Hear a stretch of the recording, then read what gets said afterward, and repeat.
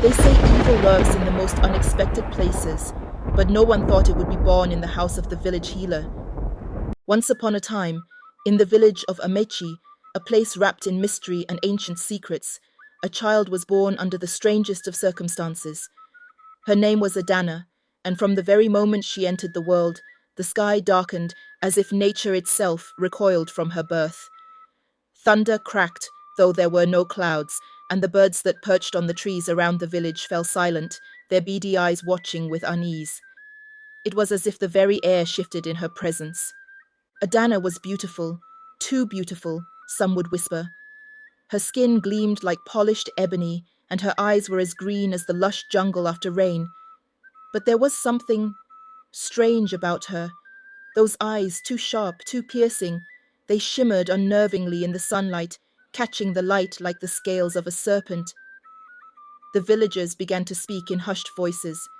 A child born in such dark omens could not be ordinary. Her mother, Olama, was the village healer, respected and beloved by all. But even she could not deny that there was something peculiar about her daughter. Adanna never cried like other babies. As she grew, her presence seemed to affect the world around her in unsettling ways. The animals in the village would become nervous when she was near. Chickens would scatter in every direction, goats would bleat in terror, and the dogs would howl as if sensing something the human eye could not see. And the snakes were always there. They seemed to follow Adanna everywhere, curling around her legs like lost children, hissing softly in her ear as if whispering dark secrets. The villagers grew increasingly fearful. They whispered stories of the ancient gods, of spirits that took human form to walk among mortals. Was Adanna one of them? Or worse, something else entirely? Olama, too, began to notice the strangeness. One night she awoke to find Adanna, now a young girl of 8, sitting by the window. Her face was illuminated by the pale light of the full moon, and her eyes were glowing, brighter than Olama had ever seen. But that wasn't the most terrifying part. Adanna was speaking to something. Olama froze, her heart racing. There was no one in the room with them, but Adanna's voice was soft, as if she was whispering to a lover. And then, as Olama strained her ears, she heard it, a soft, sibilant response, a hissing sound. The next morning, Olama confronted her daughter. "Who were you speaking to last night?" Adanna smiled, a smile too wide for a child her age. "They come to me," she whispered, "the ones who crawl, the ones who know." "Who knows what?" Olama asked, her voice trembling. Adanna's eyes sparkled with a darkness that sent chills down Olama's spine. "The truth," she said simply. As time went on, the incidents became more frequent. A villager would fall ill mysteriously, their body covered in strange welts, as though they had been bitten by something. Crops would die overnight, their leaves blackened as if burned from within. And always, the snakes were there, slithering through the village in numbers that no one had ever seen before. One evening during the annual village festival, the village elder, Chief Obina, addressed the growing fears. "There is a darkness among us," he declared, his voice trembling with age but heavy with authority.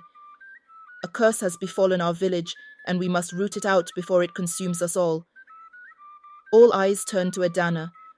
The once joyful celebration turned into a murmur of suspicion and dread. Olama, who had stood by her daughter despite everything, could feel the cold stares of her neighbors.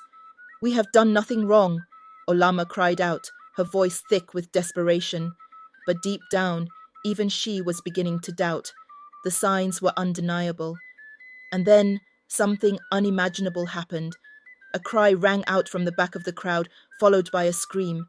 A woman fell to the ground, clutching her throat as her body convulsed violently. Before anyone could react, more people began collapsing, their skin turning pale, their eyes wide with terror. From their mouths, small snakes slithered out, hissing and writhing on the ground. Panic erupted. People screamed and scattered, running in every direction. But the snakes were everywhere. On the ground, in the trees, even dropping from the thatched roofs of the huts. The once festive village square had turned into a scene from a nightmare. In the midst of the chaos, Adanna stood still, her face serene. She closed her eyes, raising her arms to the sky as if embracing the madness around her. The snakes gathered around her, forming a swirling mass at her feet. Olama watched in horror as her daughter's body began to change. Her skin shimmered, taking on a strange, scaly texture. Her eyes glowed brighter than ever, and her tongue flicked out, forked and reptilian. "No!" Olama screamed, rushing towards her daughter. "Adanna, stop this!" But it was too late. Adanna was no longer the little girl Olama had raised. She was something else now, something ancient and powerful. The villagers in their terror began to chant for the gods' mercy, but the gods were silent. In the distance, Chief Obinna's voice rang out, full of fear and fury. "She is the daughter of the serpent god. She will destroy us all." Adanna turned her gaze on him, her face emotionless. With a wave of her hand, the snake surged forward, faster than lightning. Chief Obinna's scream was cut short as the serpents coiled around him, dragging him to the ground. But then, something unexpected happened. Adanna's body trembled, her glowing eyes dimming slightly. Her gaze, once filled with cold indifference, flickered with hesitation. She looked down at her hands, her scaly skin shifting in and out of its monstrous form. Her breathing grew erratic as if something deep inside her was at war. Olama, sensing the moment, rushed forward, her arms outstretched. "Adanna, my child, fight this!" she cried, her voice thick with emotion. "You are not a monster. You are stronger than the darkness. Come back to me, Adanna." The snakes paused as if awaiting their queen's command, their writhing bodies coiling tighter around Chief Obinna. Adanna stood frozen, her eyes filling with tears, tears that hadn't fallen since she was a child. "I never wanted this," Adanna whispered, her voice trembling with pain.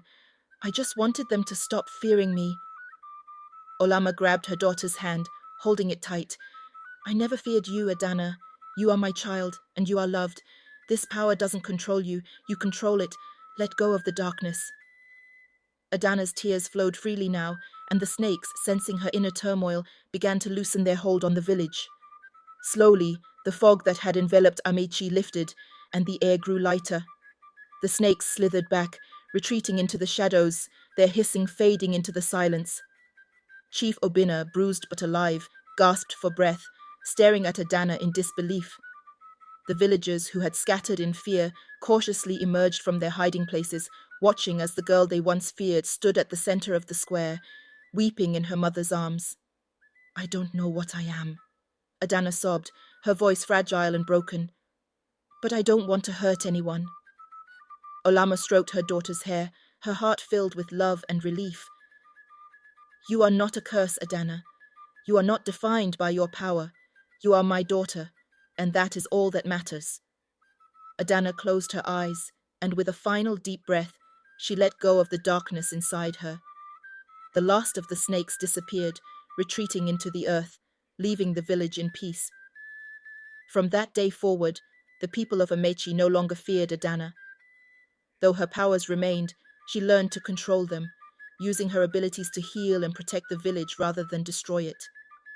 The snakes, once a symbol of terror, became guardians of the land, appearing only when they were needed, never again bringing harm. The village thrived, and Adanna, with her mother by her side, became a symbol of hope, reminding the people that even in the darkest of times, love and compassion could conquer the most terrifying of forces.